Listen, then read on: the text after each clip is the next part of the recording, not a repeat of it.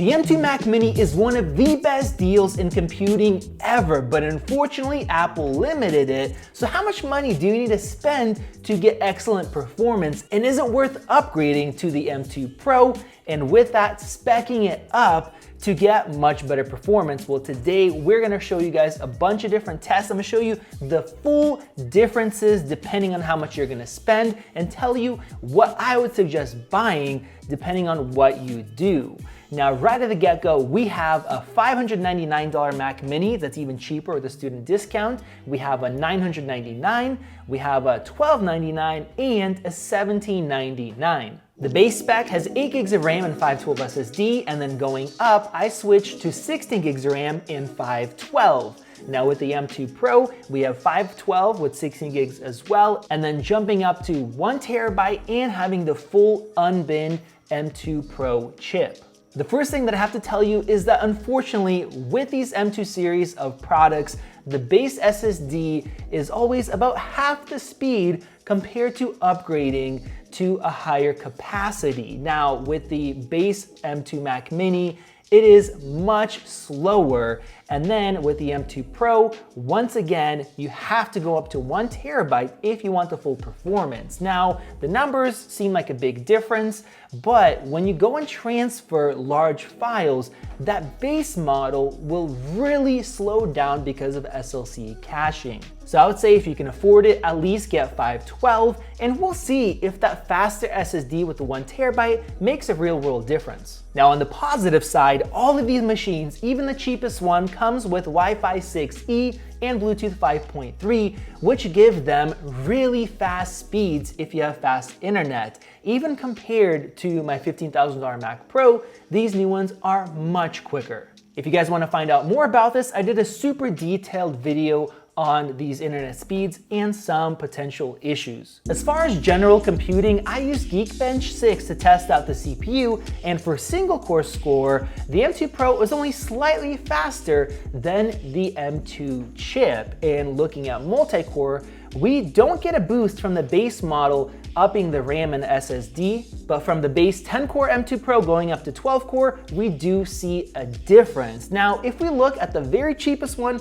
going all the way up to $1,800, the difference is only roughly 43–44%. So for most users, you won't notice that much of a difference, and we'll look at tougher tasks soon. Now for web browsing and web-based applications, using Speedometer 2.0, you see that we get a little bit more performance with the higher end ones, but once again, not that big of a difference. And that's because a lot of this is very simple, easy tasks. So if you're somebody that just wants to do email and web browsing, even the base model will do a good job. For tougher web-based applications, like our web design test using Figma with this project that's provided by 500 Designs, one of the best design studios in LA, as far as smoothness, it is very, very similar across the board. And when I went ahead and I rendered this 12 high-res page website, the differences were noticeable, but once again, not startling.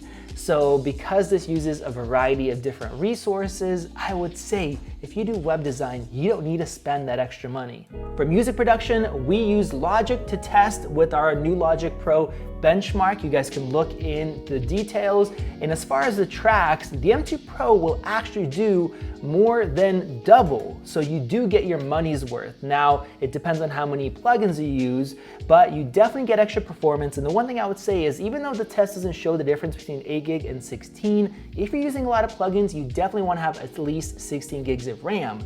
Now with the M2 chip, you can actually go up to 24, and the M2 Pro allows you up to 32. If you guys want to see the differences, we actually have videos comparing 8 versus 16, 16 versus 24 on the M2 chip, and then also with the M2 Pro. So search our channel and you guys can check that out. A lot of those are using laptops, but the chips are the same. Now, as far as coding, we tested out Xcode and we saw a pretty linear gain in terms of performance. Now, the M2 chip is an 8-core, and then the M2 Pro is either a 10 or a 12, but what you have to remember is the M2 chip has 4 performance cores and 4 efficiency.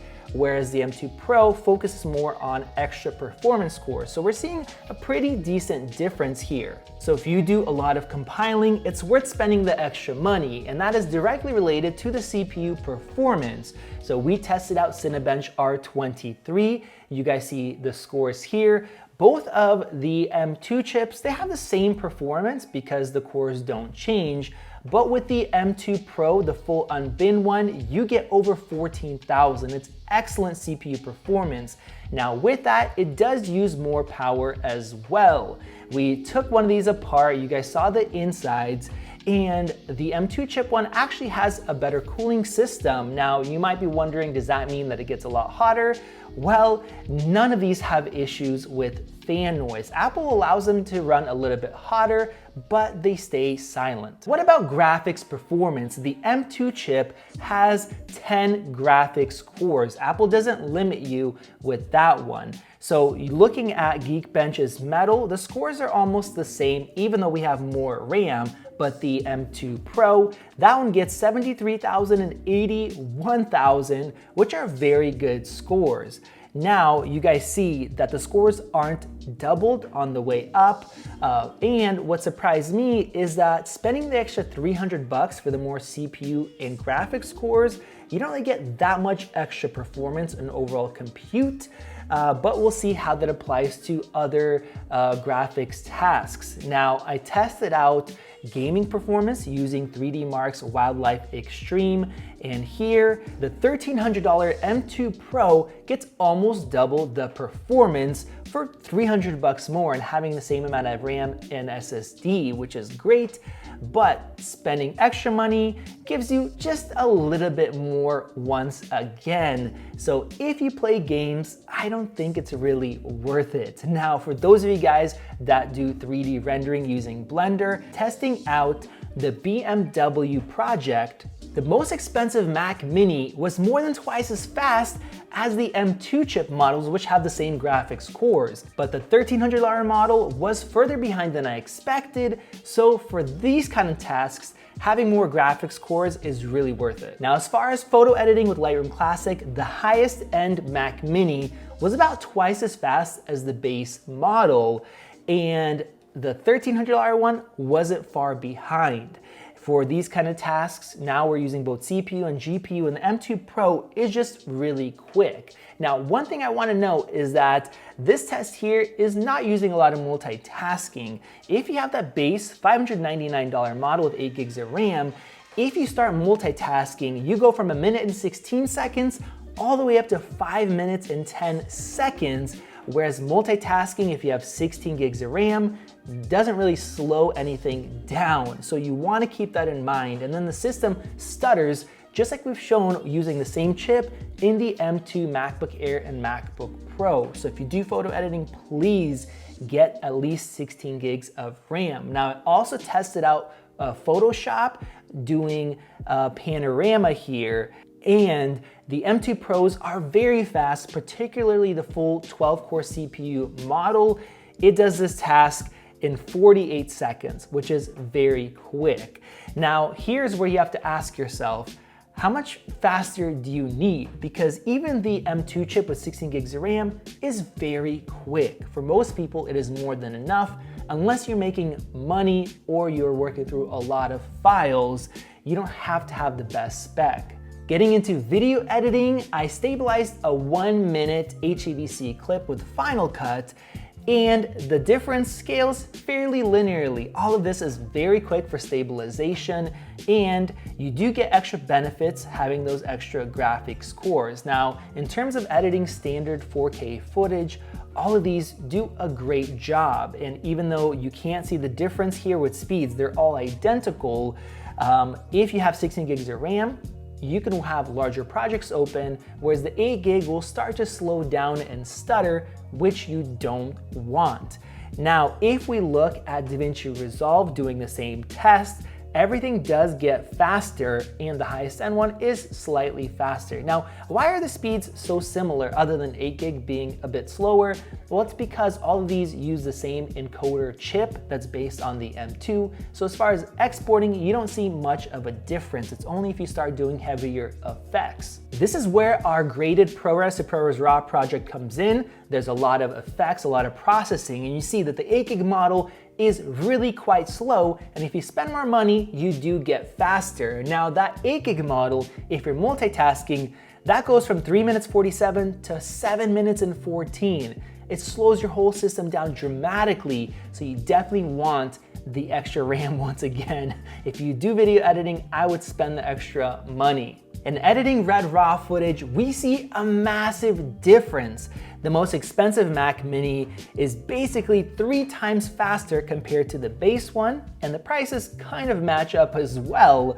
And even just upgrading your RAM gets you a nice boost. Now, one difference that's not too massive is spending $1,300 compared to spending $1,800. Just like you saw before, the difference has been fairly minimal when we have actually seen it. Now, I also denoised some Blackmagic RAW 4K footage, and here we see the playback speed. The 2 base Mac Minis are the same, then we go up to 6 FPS, and then the highest end one with the full 19 core graphics only goes up to 7 from 6. Not a big difference in raw performance. And this is looking at also how much different effects these systems can handle. So this being the last test, I will say that for a lot of people, I think that that $1,300 spec where you have 512 gigs of SSD, which is still fast, you have 16 gigs of RAM, which is enough, and having the extra performance of the M2 Pro is a great sweet spot. When you start spending $1,800, yes, you now have 1 terabyte of twice as fast SSD, but that's where you start getting into the Mac Studio, which is right there in terms of price, and it has a lot of other extra features and capabilities. So I have a full dedicated video on this if you guys want to see it. I'll link it at the end. But I think the sweet spot is somewhere between that $800 to $1,000, depending on your SSD. Definitely get 16 gigs of RAM first, in my opinion now, or get that $1,300 spec. Now, we also have a few other differences between the M2 and M2 Pro that I wanted to save for last. The M2 Pro supports more displays and higher resolutions and refresh rates, which is great. Now, it also has 4 Thunderbolt ports instead of 2. So when you're going from that $1,000 to $1,300, you're getting a lot of extra benefits, including the performance. So personally, if I was buying one, I think that $1299 for those that do a lot of different productivity and creative tasks is an awesome sweet spot.